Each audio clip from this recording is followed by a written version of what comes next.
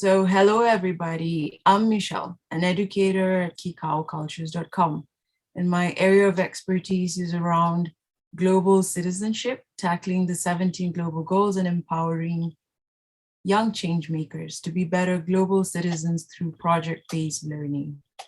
Together with children as change makers, we inspire and empower a global movement for children's rights. We research, act, and speak out to move the world together. The ultimate goal is to create real change and impact driven by youth across the world. With me is a group of change makers and young global citizens who are representing the diversity of our communities around the world. As the moderator of this panel, just a few ground rules. Whenever anybody is speaking, the rest of the people will have their mics muted. And if you want to speak, then just raise the hand, put the reaction with the hand sign, and I'll see you, and then invite you to speak. I see you, Philip. You're here to talk about the 17 global goals. Okay, my name is Philip. I'm 9 years old and in fourth grade. My heart is close to SDG 14 and 15 because I love animals. I hope the next generation will still be able to witness and live alongside these wonderful creatures. Thank you, Philip. Hello. Hi, Karen. Since I'm Philip's older brother, I think I can go next.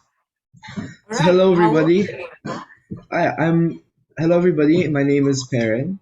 I'm 14 years old, and what I really have my heart set on is global goal number 11.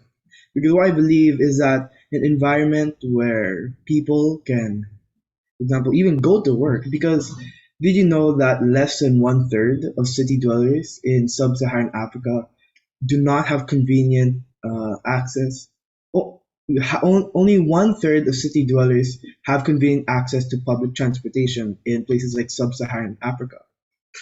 And I believe that by building sustainable cities, sustainable transportation, we can allow for more efficient way of ideas to get across.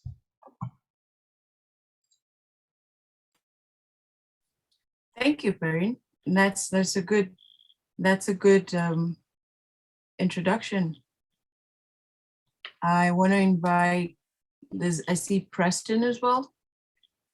Hi. So as Perrin and Philip's older brother, yeah, I'm both of their older brothers. Yeah, I would like to introduce myself too. Hello, I'm Preston. I'm 15, just 1 year older than Perrin. I'm in 10th grade. And me and Philip are the same actually because we both love animals. So we're both representing 14 and 15, and also 13 for me. And I think that I chose this because growing up, animals have always been close to my heart. And seeing now that the world and the habitats of these animals are changing, and for the worse, where the habitats of animals are being toxicated by waste, and that arable land is lost, forests are lost, and so these animals don't have a place to live anymore, and because of that, the environment and the ecosystem around them can't survive. And so because I love animals, that is the area of SDGs I want to focus on. And so yeah, thank you. Welcome, Fardeen and Hijaz. We're just going around making introductions, so you're not too far off. Welcome. You can go ahead and take the floor. Hello, everybody. I'm Fardeen Blaq. Back again after 16 hours.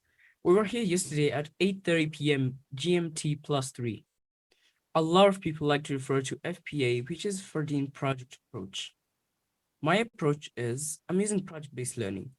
And I prefer PBL because it offers these really hands-on experiential opportunities for learners in every context across the board, throughout their lives. It lets us find what the out-of-body experience is for me.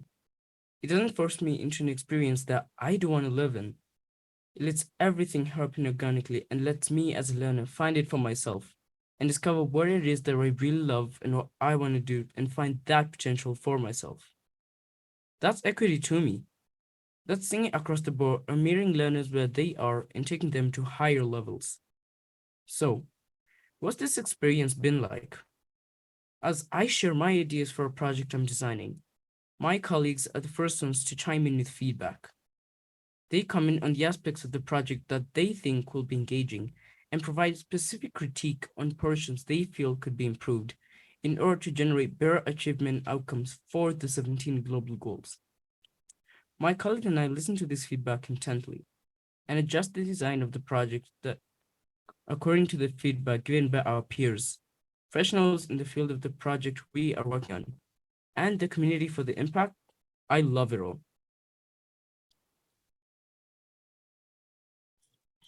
Thank you, Wait, wait. Fardeen. Hijaz, you're next. Project-based learning is an educational approach in which students explore real-world problems through individual and group projects. When done well, it allows students to make sense of why content is useful and how it might be applied. Students learn through asking authentic questions about real problems and creating projects that tackle those problems. That power of, I can figure things out for myself, is such an important skill for me as a kid to develop and one that I'll use for the rest of my life. We as Kikao.com global citizens also champion the 17 global goals so that people everywhere know how to do their part. We do this through FPA. This shared leadership model began as a response to students' frustrations about how the Sustainable Development Goals agenda was just being left as a United Nations or governments and big corporation issue. And yet, it affects our daily lives in many ways. And tired of just discussing the problems, students asked to be allowed to explore and create solutions. They wanted a voice to take part in the action of solutions. This is how Kikao.com was born. I'm its founder. Hello, I'm Hijaz Blaq. I will Hello. go into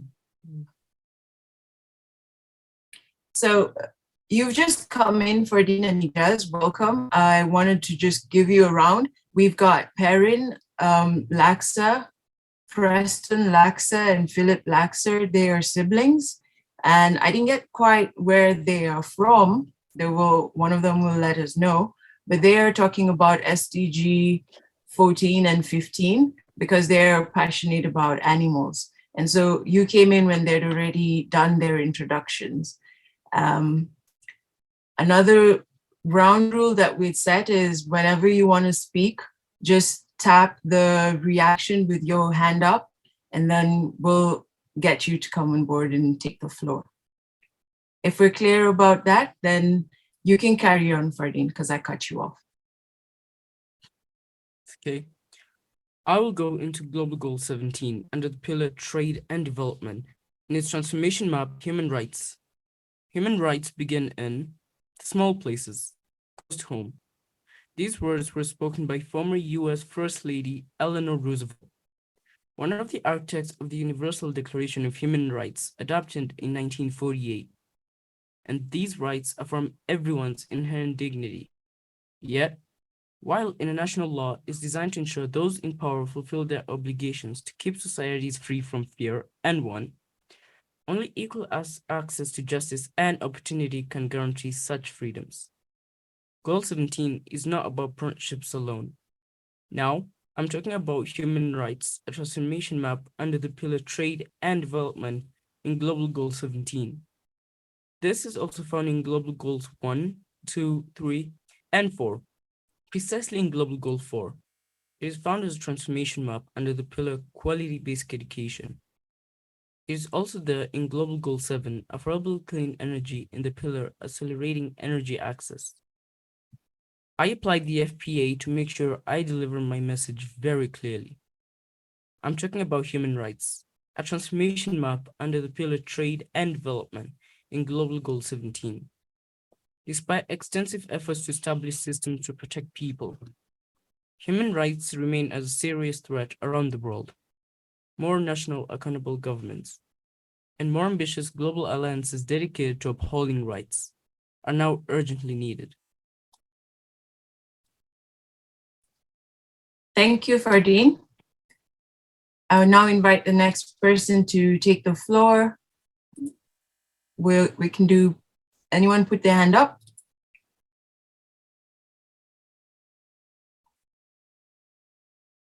Anyone have anything to say about what has already been said?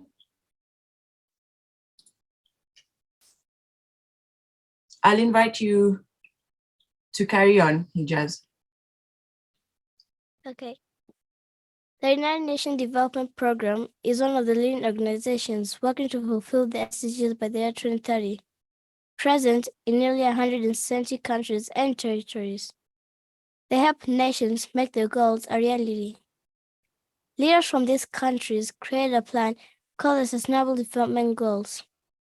This set of 17 goals imagines a future, just 8 years of that would be rid of poverty and hunger, and safe from the worst effects of climate change.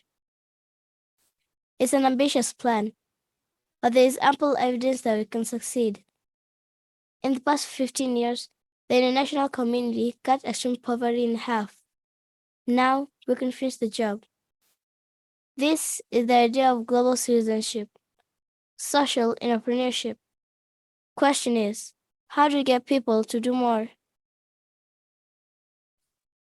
Thank you, Hijaz. So the question is, how do we get people to do more? And you young people already have ideas about the goals that you selected. So can we get to have what you have in mind about this? I want to invite you, Perrin, to start us off. Could you repeat the question, please? The question is, how do we get people to do more in light of what we're facing? So I personally think that one way to get people to do more is to try to figure out ways in which you engage the person in the way that they are normally engaged by other things. So we could see how many companies or organizations have been doing Instagram Reels or YouTube Shorts to try to match with the way people consume information these days. So I think, of course, there are many different facets, many different ways, many different people, many different target markets that you can target. For example, you can target, there are the old people, there are the young people, there are the teenagers, young adults. You have to target each one individually. So maybe for kids, you can you can go to different schools and maybe teach about the importance of hand washing. Actually, that is something that I heard done before, where there are these kids called CEOs or Chief Education Officers, and they go to different schools and teach about how H stands not for only for horse, not only for hand, but also for hand washing. So I guess one way to get people to know and to spread awareness is to also identify who exactly you're trying to say, who you're exactly trying to talk to or deliver your message to. Because once you have a defined audience, then it's going to be easier to give out your message.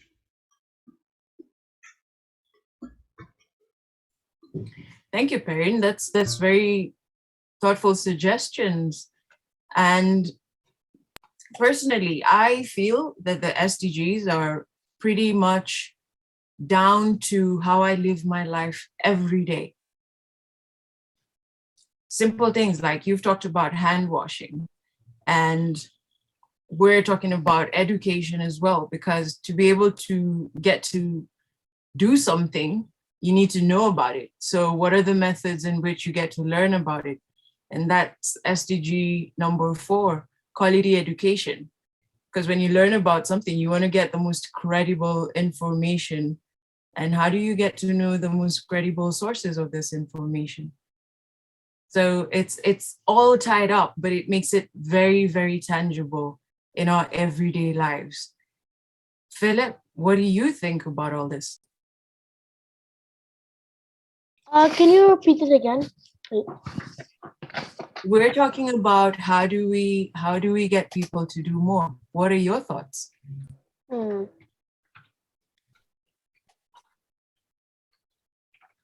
I can't really think of any solutions for that right now because my mind is a little bit blank. It's all right. When you think of something, you'll share with us. But I You do can have a think of question. it. All right. Do you see yourself continuing Kikao cultures even after 5 or 10 years?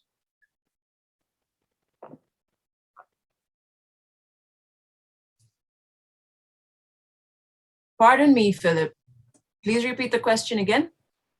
Okay. Do you see yourself continuing Kikao cultures even after 5 or 10 years? Yeah, absolutely. If I'm alive, of course, the first thing is to hope for longevity. And for as long as it continues, let's be realistic. We have the 2030 as the cap for meeting the goals. And what we're talking about is the 17 global goals. So when 2030 reaches, it's kind of what is been put as the expiry for the 17 global goals. But in reality, everything that the global goals represent then will continue, because we cannot stop to focus on climate change. We cannot stop our focus of how to secure the animals.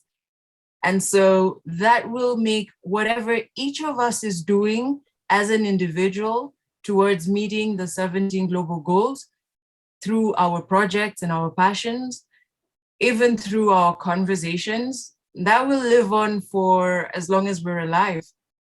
And if we move forward to the next life, then it'll be carried on to the next generation and the next and the next. Have I answered your question? Yes, thank you for answering my question. You're welcome. I'd like to invite Preston. What do you have to say? Is this on the question of how do we get people to do more? Absolutely. And whatever Okay. thoughts you have, please. All right. Personally, I think that to get people to do more is to ultimately have a vision for what you're doing, right? Because one thing that I've learned over my not that long lifespan is that great leaders have great visions, okay? And that the reach or the impact of a leader is only as far as his vision will take him, right? And so I think that the great one thing that we need is a clear vision that we can pull, that we can pull everyone on board on, so that we can all be on the same page and that all of us can work together towards the same goal.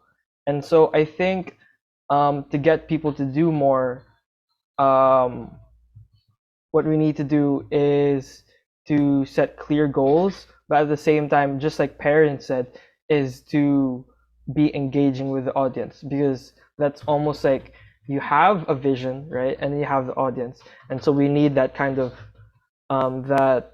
connection between them. That's the engagement, because it's not going to be as effective as, for example, this organization, for example, let's just say UN does all the work, but then for example, the common people, or the people that actually have the power to do things, because because of the population and the sheer size of the population, they're not able to accomplish their goals because they don't have the support of the general population. And so that engagement with what parents said is important in having everyone come together with the same vision. And so yeah, that's what I think about the question. Thank you. You're welcome, Preston. That's a good takeaway. Engagement.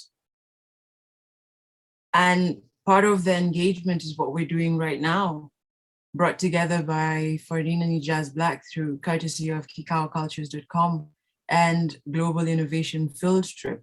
And this is one way of engagement because it spreads the word. But before we continue further, I would like to just make an announcement, a reminder. Whenever there's one person speaking, the rest of us should have our microphones off, muted.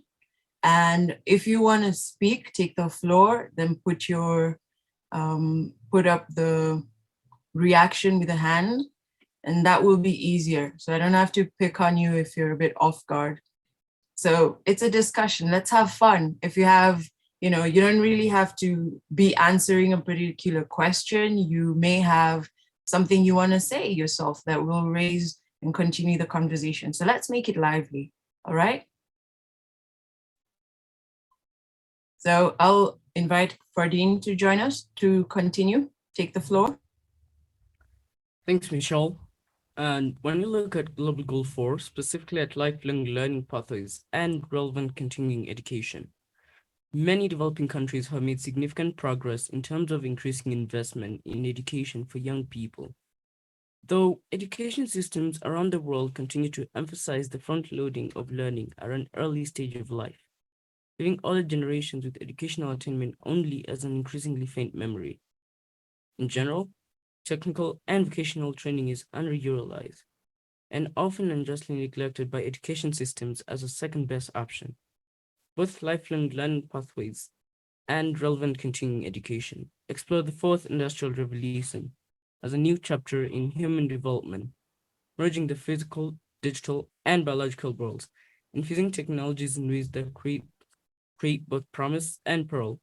The speed, breadth, and depth of this revolution has forced us to rethink how countries should evolve, how organizations create value, and how people from all walks of life can benefit from innovation.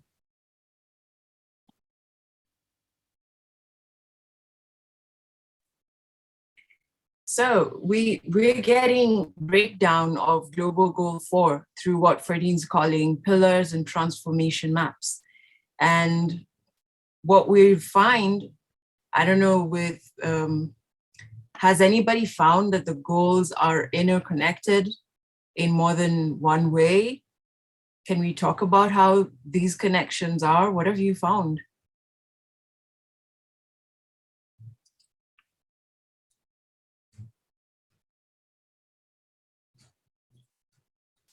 Perrin, take the floor. Ooh. I think my Zoom lagged a bit while you were talking. All right. So I'm just saying that. Did you hear what Fardeen was talking about when he was talking about Global Goal 4 and breaking it down through what he's calling pillars and transformation maps? My internet's not really working that well right now. So if you could like summarize or give me any tips on how I can answer. No worries. I'll ask a direct question to you, all of us. So generally, we have Global Goal 15, 14, and 15, for instance. Do you find that they're interconnected amongst themselves, and do they connect with the other goals? What's your experience with that?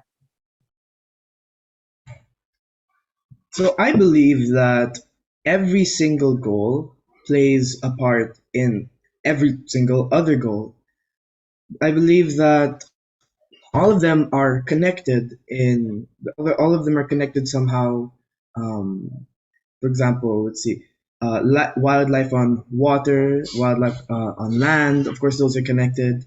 Then we also have things like maybe how having a sustainable city might help with global climate change.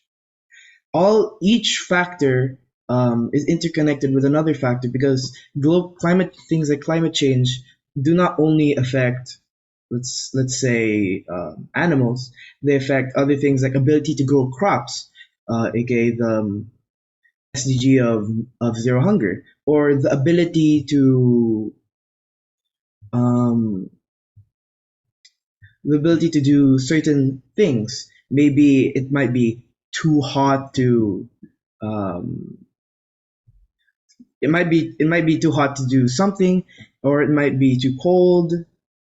But all of them are interconnected somehow. That's what I believe.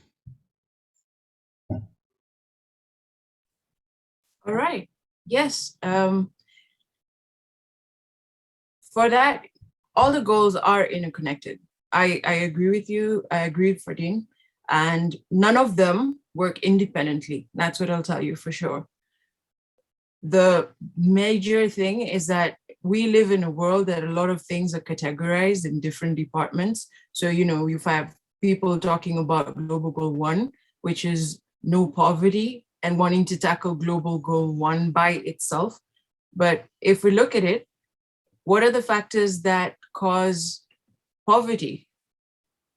Some of these could be illnesses, there's conflict, there is under education or lack of proper education that make it such that you don't have the proper opportunities to be able to be more productive in the community that you are in. So to sort this out, if we talk about health, if somebody's unwell, you could be, let's take a person who's working and they have a job, but they fall ill and they are unable to carry out their work for a certain period of time. Say it's about 3 months. And that means that the income that they would have gotten in that 3 months is not going to be there. That means that if they needed to pay for their household, that's going to be a problem. If they need to then cater for their health, that is already the priority so that this person can get better. If they are catering for school fees, say this person has a family and a household to cater for, then that is already a challenge because this person is not able to do the job that gives them income. All right. So now you have to look at global goal number 3, which is health, to cater for this. It affects the children who are no longer able to go to school, for instance. That is global goal number 4.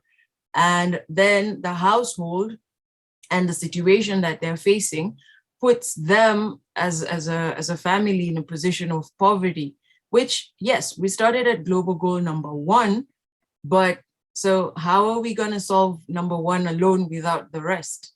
Because this person fell ill, and that's what caused the whole family to fall into this situation. Are there schools? Yes, there are schools, but the kids are just not able to get there. And in the home situation, there might be lack of food because they're not able to afford the food. So that again brings into account global goal number 2, right? So when we look at these global goals in a very tangible, real experience way of what we face on a daily basis, you and me might not be going through some of these problems as individuals, but we know people who are going through some of these problems. And there are solutions that when we engage with our communities, we can easily get the answers, and some of it could be people who need donation, for that is monetary or clothes. So you donate to help the people who are not able to. But a lot of it still comes back to your point earlier, that the point that you made, Preston, about engagement. It's all about engagement. For us to achieve the goals, it's all about engagement. And that's a fantastic takeaway. And part of what we do at Kikao Cultures, as Hijaz is gonna tell us more about, is that level of engagement. And as young people, we should own it. Hijaz, take the floor. More than half of the world's population lives in cities, and many urbanites reside in one of the 33 megacities, with at least 10 million inhabitants. Urbanization can threaten the quality of life, but cities also provide the test beds needed to come up with related solutions. I'm talking about Global Goal 11, Sustainable Cities and Communities, in the pillar Real Estate and Social Challenges, specifically the transformation of cities and urbanization. This is one of the global goals being implemented by Kikao.com Global Citizen in our website. You can join us for classes there.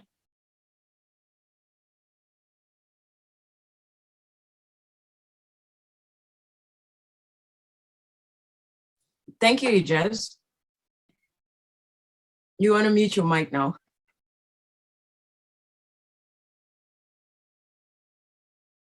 So when we look at cities and communities, do all of us live in cities? If you live in a city, put your hand up like this. I live in a city. Okay. Now, there are definitely, these cities were planned for before any of us was, any of us came into existence, and the cities will continue long after that.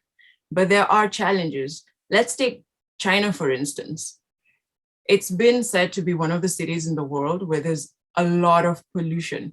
And this pollution comes as a result of urbanization, meaning there's been a lot of development, and a lot of people have now moved to the cities, and this has caused there to be an overpopulation within major Chinese cities. And these cities there's lots of cars, lots of transport needed, lots of other facilities as well. In your own city, you will know there is transport. So there's personal cars, there's trains, there's buses and other transportation models.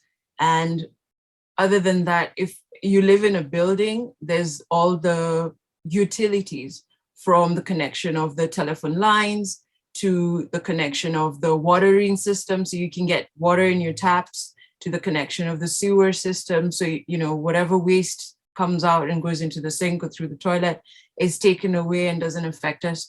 But without proper planning, then this comes back to bite us as individuals, And so, is there anything that you've experienced within your city that you find affects you as an individual?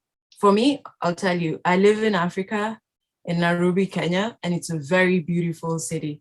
And I'm actually very proud to say that it has undergone a lot of development in the last 10 years or so. And we're very fortunate for that. However, there are areas that still need some improvement. For instance, when it rains, there's need for drainage to be sorted out, so there's not too much flooding in certain areas on the road. I see you, Preston. Philip, you're coming on next. So that's one example of something I feel that could be worked on. Philip? Actually, I just want to say something, because I think that Global Goal 17 is the most important, because we can't solve any of these problems without working together, being united.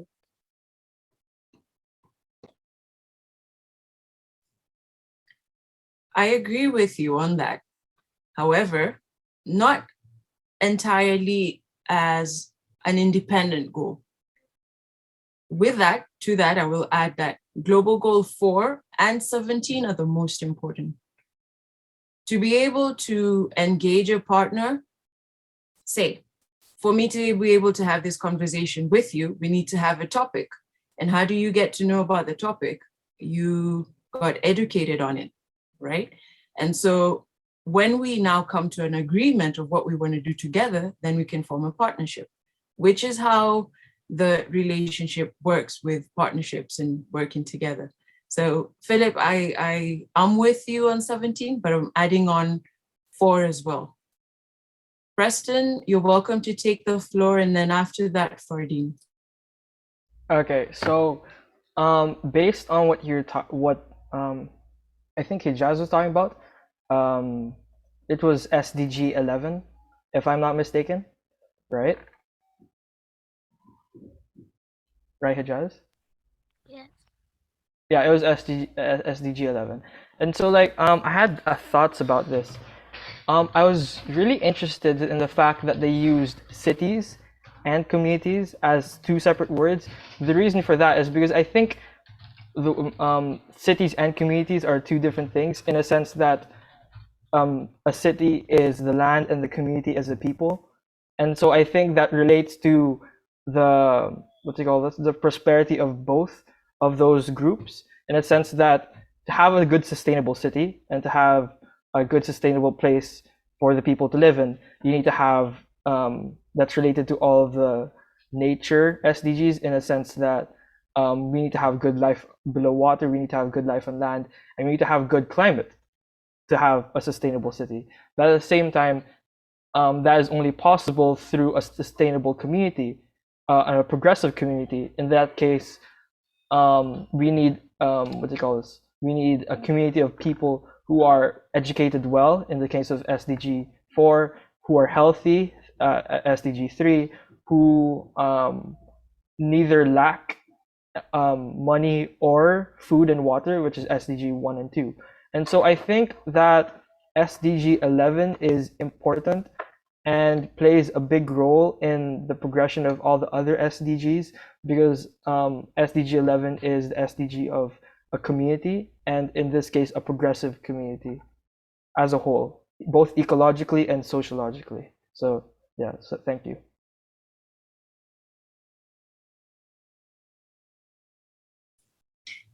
Thank you, Preston, for that. Fardeen, take the floor, and then after you, Hijaz, and then Perrin. Thank you, Perrin. Through PBL delivered in the FPA method, as a learner, I have become a co-educator, giving feedback on when instruction is needed.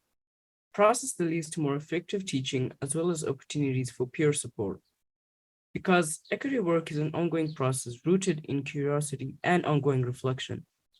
The levers are each supported by a guiding question. 1. Knowledge of students. How can my educators learn about and build meaningful relationships with me, the learner, to design and facilitate projects that captures my interests, honoring my strengths and identity, and meet my needs? 2.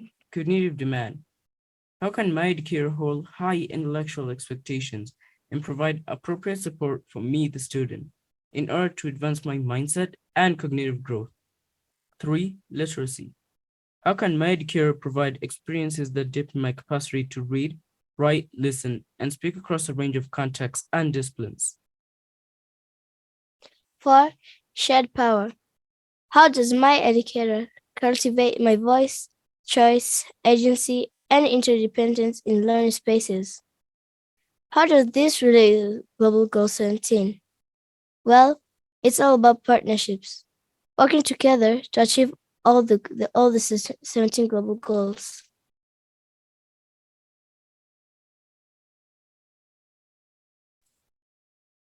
Thank you. Perrin? So I just wanted to say something in relation to what you said, how you talked about your city. So me and my older brother and my younger brother, we all live in the city of Jeddah, Saudi Arabia, which is very close to the Red Sea. So one feature is that it's very humid here, and on top of it being a desert, most of the time, even if it's nighttime, sometimes you can still feel the heat being retained. And it also doesn't really help by the fact that a lot of Saudi Arabians have their own personal cars. You won't see as much buses or people using trains for that matter. Of course, it's part of the 2030 goals of Saudi Arabia to incorporate more public transport into the commuting of the normal citizen. But right now, many Saudi Arabians have their own personal cars. Even our own family has their own car, and many people we know have their own cars instead of using public transport. So those factors really add up to the heat. So it's also is possible here right now if you want to go outside and you wear anything with long sleeves, expect that you might get a bit sweaty, especially in the summer. So on top of that, just like how you talked about drainage, I remember a time when it flooded.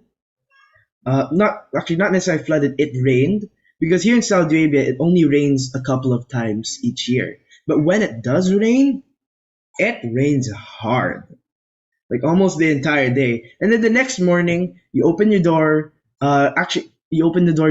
You walk down your stairs, and you can't walk on the road because it's covered in water. So there's a time where I was bringing out the dog, and I had to do some parkour moves just not touch the water. So that's one problem that we also have to face is having a better drainage system, because water plus all the dirt and especially the sand, because since Saudi Arabia is a desert, there's going to be a lot of sand, makes for just a stream of dirty water that's hard to clear up. So it has to like dry up by itself. So I think just like your situation, sure, and currently they're building parks, even new cities. Um, building new parks here in Saudi Arabia. They're having cultural appreciation events. They're progressing forward, but still, there's something that we have to address, and it's the drainage, just like what you said with your place. So yeah, that's what I wanted to share about. Thank you, Perrin. What we'll find the more we talk to different people from different parts of the world is we're all connected in this. We experience the same things. I mean, Saudi Arabia is a place that's, very hot and dry and mostly more desert-like climate. And we're in the tropics in Africa. And, we experience some of the same things when we talk about drainage. It rains. And that's the beauty of having this kind of engagement, this kind of conversation. So we realize that in areas where when our leaders and when the media talks about certain areas being limited to poverty, like you hear a lot that there's India or Africa or South America, those are the places that have poverty. Do you guys know, and have you done some research and found out that even in the US and the UK, they have major problems with poverty in terms of the average household has to depend on the government. And there are situations where in certain parts of the year, they have set up food banks where communities literally have to go line up to be able to get food. And that's not in Africa or India or Pakistan or some of these countries that are said to be. It's in the first world where everybody looks up to and wants to go to. So the thing is, can we all be real and then talk and find the solutions? So that's a fantastic avenue to have these conversations. I see a lot of hands up. And our time is moving rather fast, and this is a pretty interesting conversation. So here's what we're going to do. We're going to have anyone with final thoughts to share with us. So we'll start with Philip, and then Perrin, and then Preston, and then finish up with Hijaz and Fardeen, and then I will close the session. How about that?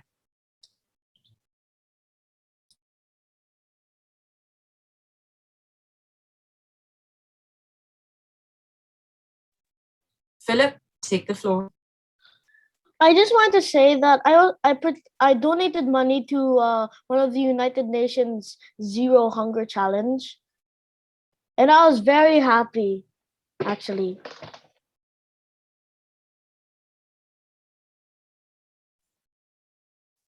Thank you. That was fantastic of you.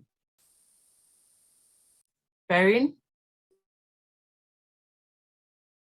So, some final thoughts. I actually really enjoyed this conversation. I found it so insightful, being able to discuss how really interconnected, especially the example you gave about a single family having to deal with like what, five SDGs because you can't just solve one. They're all. It's like a spider web. When fly lands on the spider web, or when one part's affected, it starts a chain reaction, and the spider knows that it has a fly.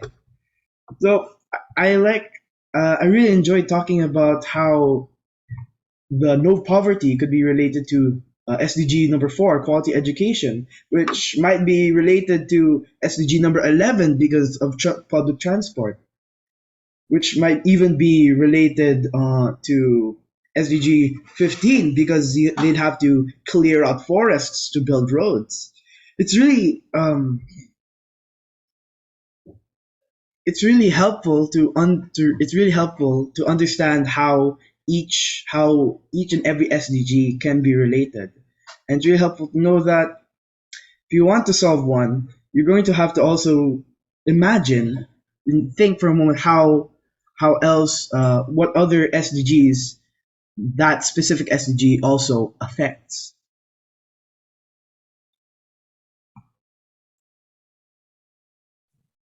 Thank you, Perrin. Preston?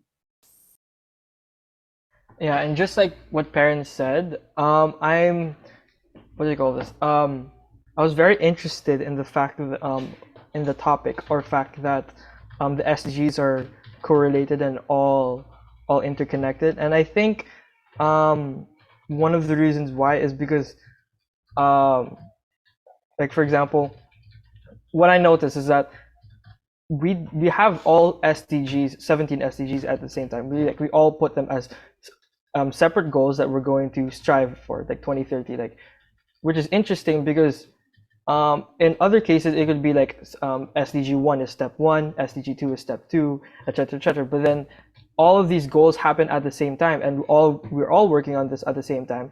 Why? Because each and every one of them will be a starting point for solving other SDGs, right? And all of them are like cycles and cycles of solving them over and over again. Why? Because um, most of these problems aren't problems that we can what they call it solve 100% 100% in just a span of years. This goes on for generation after generations because all of these are sustainable. Because for example, life below water and life on land, it's not like all life will be for example, all life will be 100% good on Earth by the time of 2030. It's a process of being sustainable with the good habits and processes that we have to make the environment and the community sustainable. And I think that's why I think what do you call it? SDG number 4 has a close place in my heart, is because the only way to make that sustainable is to teach the younger generation the importance of all of these processes and all of these solutions, and not only the importance but how they can go about solving them and thinking about them and acting upon their solutions.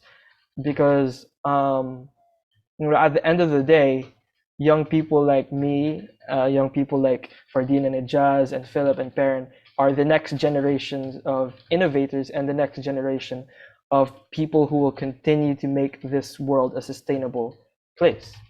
So yeah, so that's those are my final thoughts on this discussion. Thank you. Thank you, Perrin. Hijaz, you're welcome to take the floor, and then we can close with Fardeen. Still centered on the global goal for quality education, specifically exploring the topic quality basic education, the adoption of sustainable development goals has intensified the search for sustainable solutions to develop problems, while multilateral agencies can provide funding for infrastructure, technical assistance to build and strengthen systems. It is clear that development assistance cannot go indefinitely as one of its aims to ensure self-reliance and self-sustaining solutions. Project-based learning blends content mastery, meaningful work, and personal connection to create powerful learning experiences in both academic achievement and students' personal growth. Students actively engage with PBL projects that provide real-world relevance for learning. Students can solve problems that are important to them and their communities. Students interact with adults, businesses and organizations, and their community, and can help develop career interests. Better integrating literacy and basic skill programs in national educational agendas can lead to an improved quality of life. I'm talking about Global Goal No. 4, quality education, within the pillar Lifelong Learning Pathways in the transformation of behavioral sciences. Now, I want to know something important. How does any of these goals relate with your country, and how this goal can be achieved?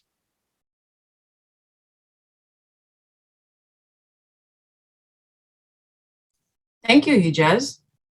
That's a very good question. We're going to be able to tackle that in the next session. I'll invite Fardeen for your closing statements. I understand that you had an announcement to make today. So are you happy to do that for us? Well, yes, Michelle. Thank you, Jake and Jolie, and all your collaborators for setting this fantastic platform. For all of you change makers out there, World Children's Day is coming up, and I want you to represent you by sending this message to my president, Dr. William Samoei Ruto, and Deputy President Rigathi Gachagua from my country, Kenya. Dear Mr. President and Deputy President, I'm requesting that we commemorate World Children's Day this November 20th, 2022. To solve the world's biggest problems, we need interdisciplinary approaches and intersectoral collaboration. SDG 17 explicitly states that we need partnership to achieve all the SDGs. By their very nature, social entrepreneurs draw ideas from diverse fields and have a healthy disrespect for traditional and sector boundaries. Their willingness to question assumptions, to ask, why not? And transpose solutions from one realm to another is worth emulating. That is why, using your bottom-up approach, I'm working towards rallying my peers and children around the world to find solutions to meet the 17 global goals.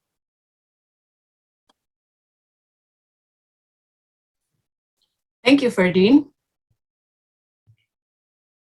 As we end our session today, I want to thank all our partners for working to make the most of this opportunity, particularly our host at the Global Innovation Field Trip and everybody at Innovation World and Innovate Future Global and everybody else.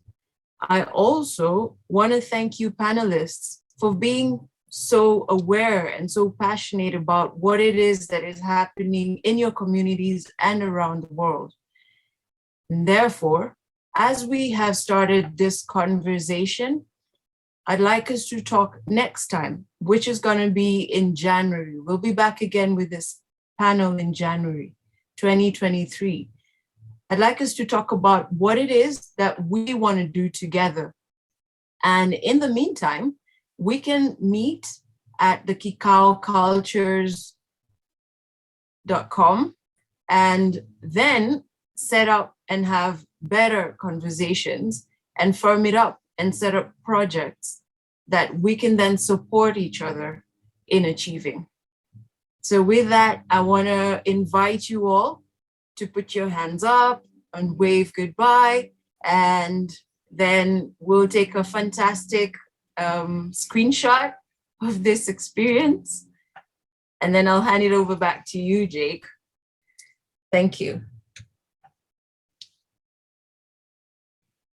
That was very good. It was very exciting it is going to be your future. It is going to be your world in just a few years. So I'm glad to see that you're thinking and planning. This is wonderful. Excellent.